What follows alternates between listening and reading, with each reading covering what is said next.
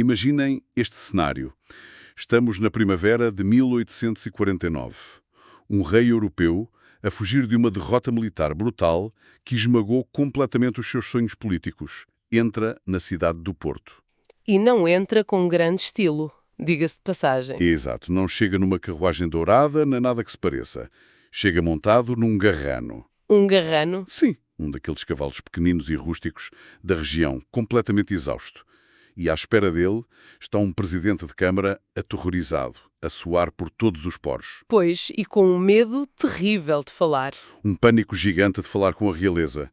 Até porque ele é famoso na imprensa local por dar autênticos pontapés na gramática portuguesa. É uma imagem maravilhosa. Parece mesmo o início de um guião de comédia satírica, mas incrivelmente é um relato histórico absolutamente verídico. E é só o primeiro de muitos episódios bizarros que unem um dos locais mais idílicos da cidade do Porto, que é a Quinta da Macierinha. Pois é, e o contraste entre esse cenário bucólico e os dramas humanos que lá se desenrolaram é de facto notável.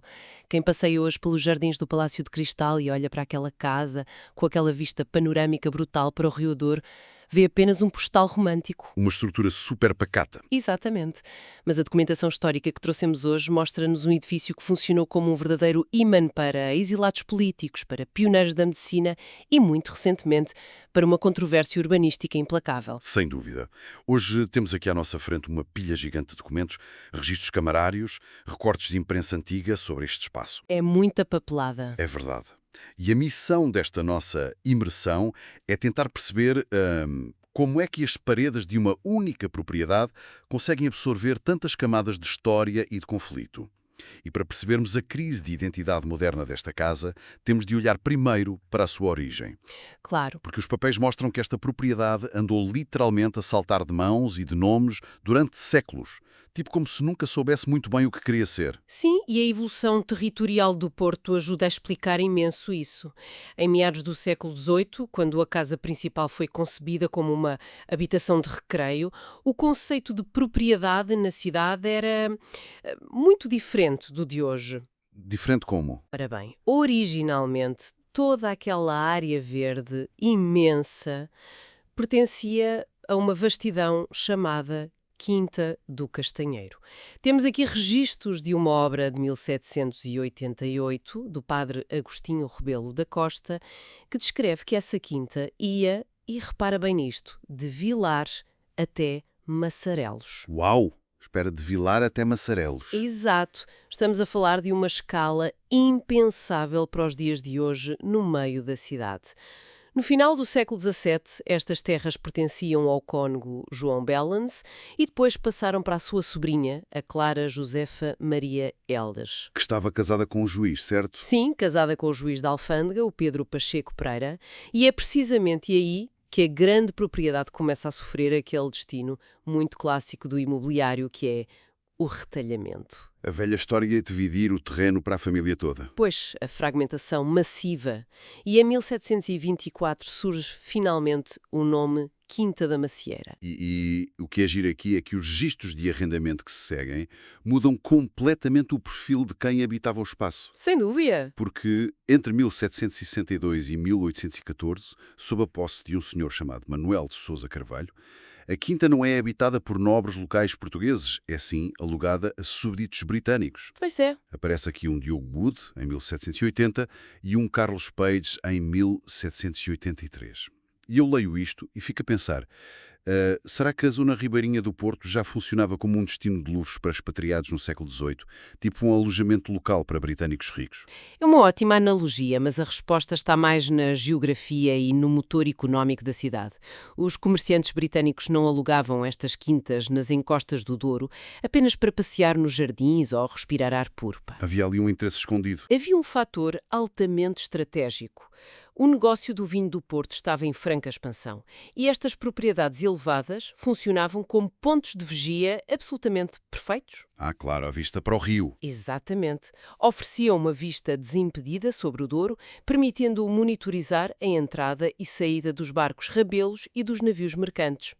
Era, no fundo, inteligência comercial disfarçada de retiro de fim de semana. Brutal. Portanto, eles precisavam de estar perto do rio, mas bem acima do caos, do barulho e daquela sujidade toda das zonas ribeirinhas mais densas. Exato. Estavam literalmente a pagar por localização estratégica. Faz todo o sentido.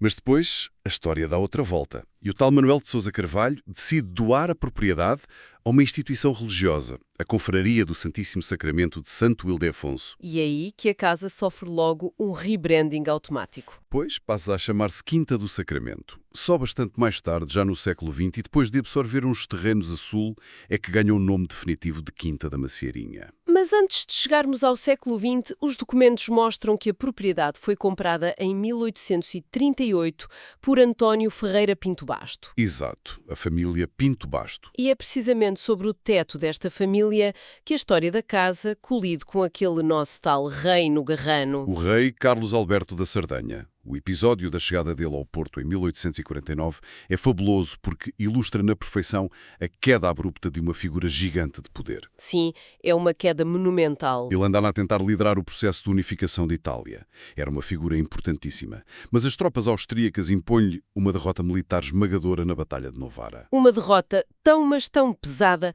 que ela abdica imediatamente do trono a favor do filho. O Vitório Emanuel. Exato. E o Carlos Alberto adota o pseudónimo de Conde de Barges e simplesmente foge. Os relatos que temos aqui, nomeadamente os textos com Vénia ao Grande Germano Silva, são riquíssimos em detalhes sobre esta viagem. Ele vem de barco até Vigo e depois segue por terra até ao Porto.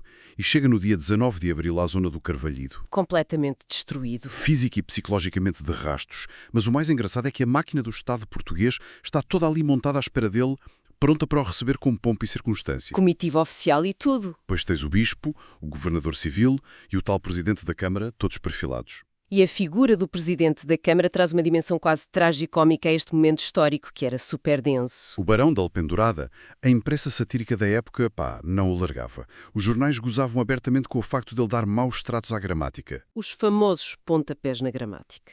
Escreviam mesmo que ele andava a estudar o discurso da recepção à noite para evitar os seus erros habituais. Expressões como, deixa-me ler aqui, não faz minga, consante e cangirão. Cangiram, uau! A sátira política oitocentista era demolidora. Mas no meio deste teatro todo, com o presidente da Câmara em pânico absoluto a tentar não tropeçar nas palavras e o bispo pronto para dar as maiores honras, o rei simplesmente corta a cerimónia. Não quer saber de nada daquilo. Interrompe os discursos pomposos, o bispo chega a oferecer-lhe o fausto do passe episcopal com todo o luxo, mas o rei recusa categoricamente. Diz que quer apenas uma estalagem modesta para descansar. E acaba na hospedaria do Peixe, na Praça dos Ferradores. Sim, e está tão frágil, tão doente, que os criados dele, o Gamaleri e o Valente, têm literalmente de o carregar ao colo pelas escadas acima. E aqui surge a grande questão. Eu fico intrigado com isto. Com a recusa do passo. Sim, o homem é da realeza, por muito derrotado que esteja. Está visivelmente doente, exausto. O senso comum ditaria que aceitasse o melhor alojamento possível, com os melhores médicos e maior conforto, que obviamente estariam no passo do bispo.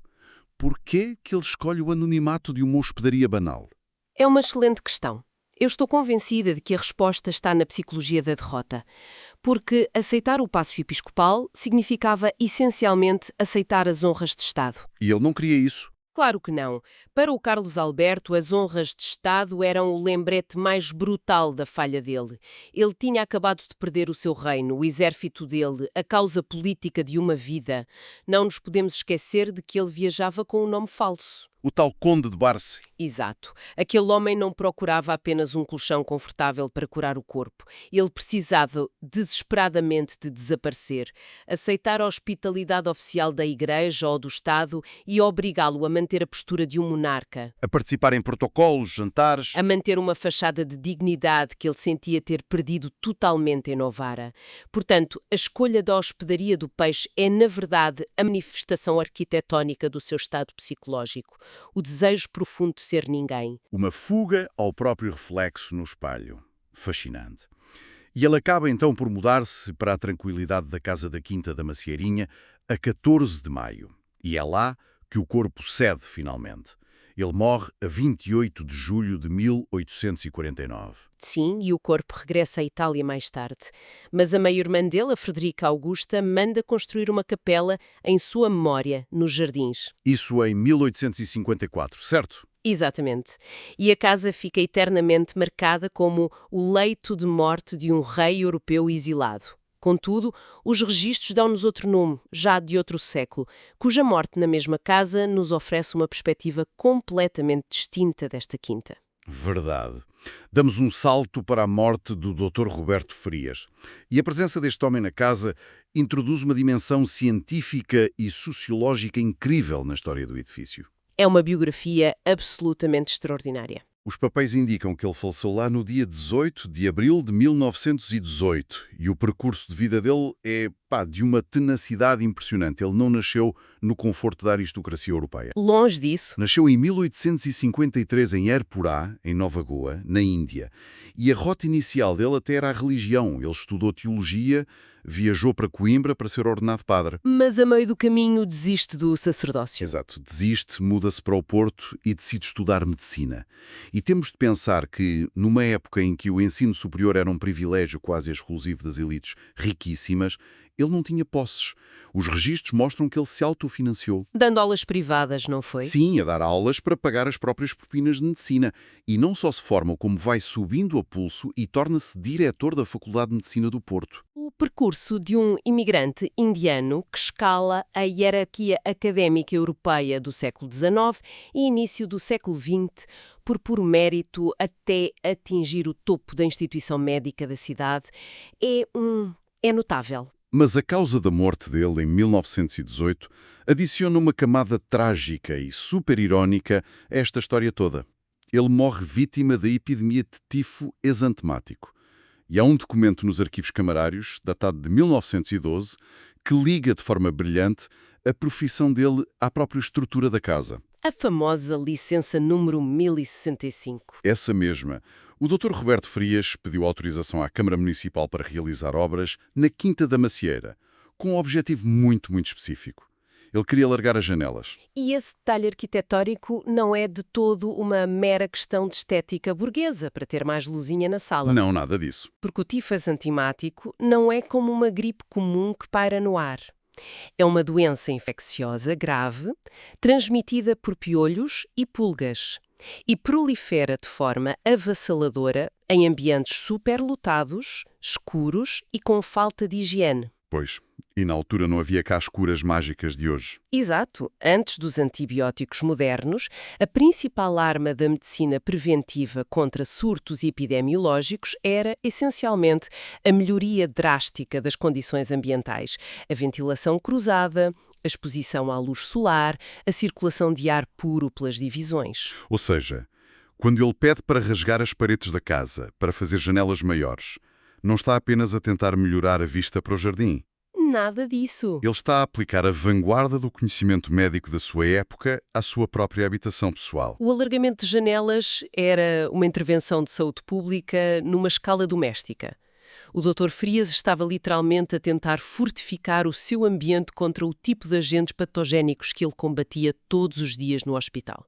É impressionante. E o que torna a morte dele em 1918 tão profundamente melancólica é o facto de a própria biologia o ter vencido, apesar da sua tentativa corajosa de adaptar a arquitetura da casa para se proteger a si e aos seus. É um paralelo assombroso, se pensarmos bem. Numa casa, num século, tens um homem que nasceu com um poder absoluto, o rei, a tentar esconder-se do mundo naquelas divisões apertadas. Pois. E décadas depois, tens um homem que nasceu sem nada, que construiu o seu poder unicamente através do conhecimento científico, a tentar rasgar essas mesmas divisões para deixar entrar a luz e o ar. Mas ambos acabam por encontrar ali o seu limite final. É uma ironia do destino.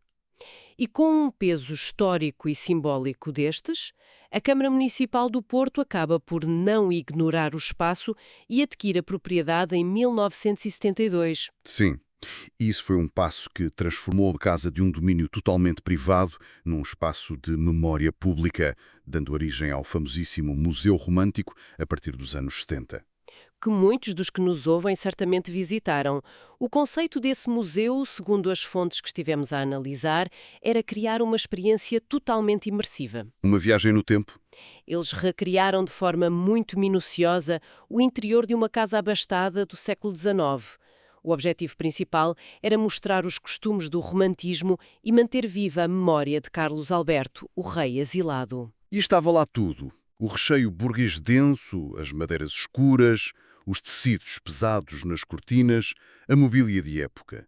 Mas, e aqui é que a coisa fica complexa, os nossos documentos dão um salto brutal para o ano de 2021 e entramos num terreno muito inflamável. Sim, a decisão de reestruturar radicalmente o espaço.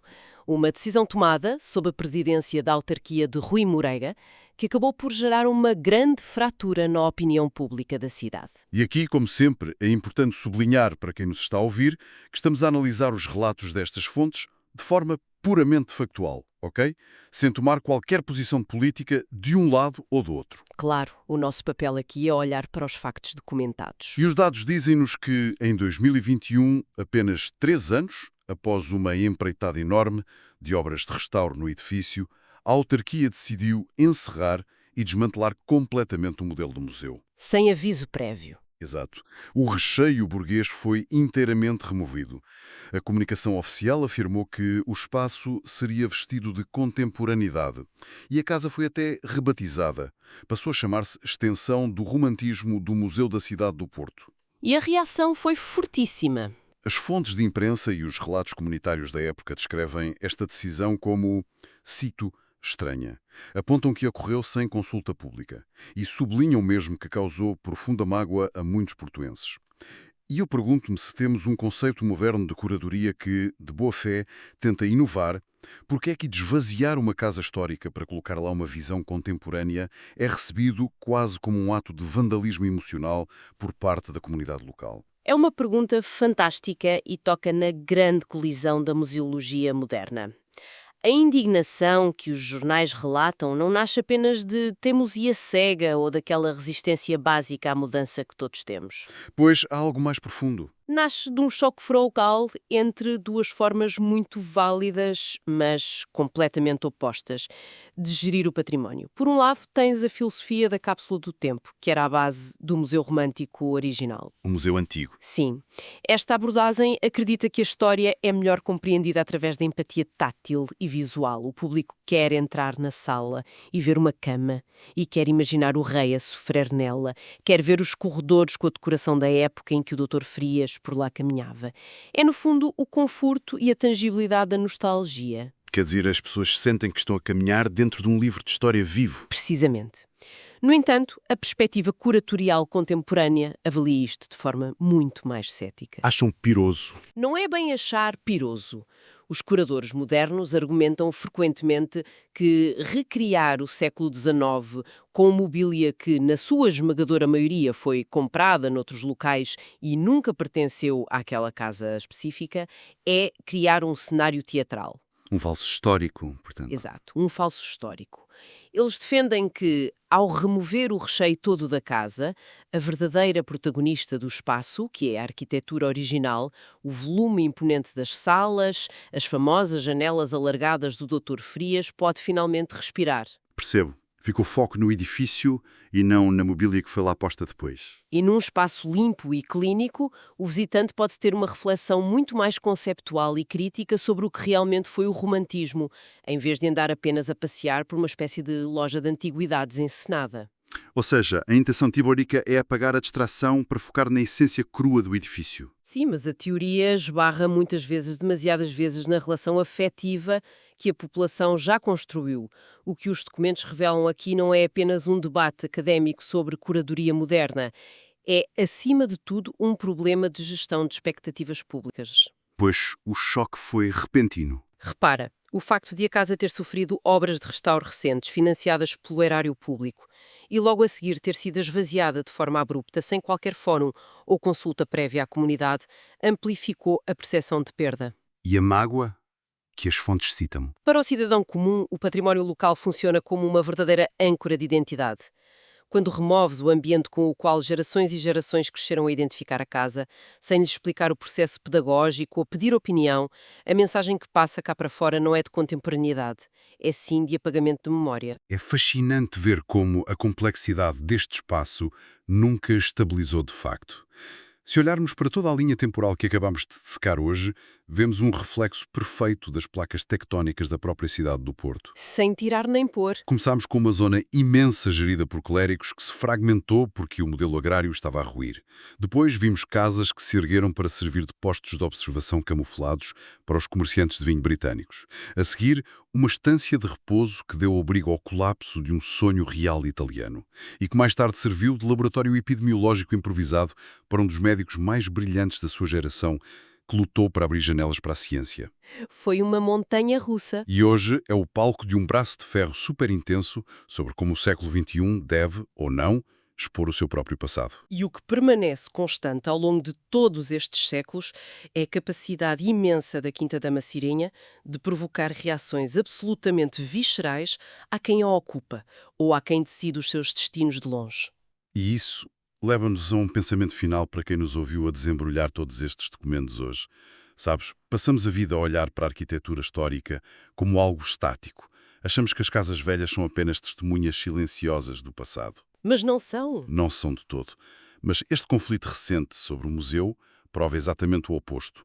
Os edifícios históricos não são sobre quem já morreu, são o campo de batalha de quem está vivo hoje. Muito bem visto. Se as paredes daquela casa pudessem falar, não iam apenas debitar os discursos pomposos que o Presidente da Câmara de 1849 não conseguiu fazer por ter má gramática, nem iam listar apenas os doentes salvos pelo Dr. Farias. Falariam de nós. Falariam sobre a nossa eterna e ansiosa necessidade humana de controlar a narrativa da história.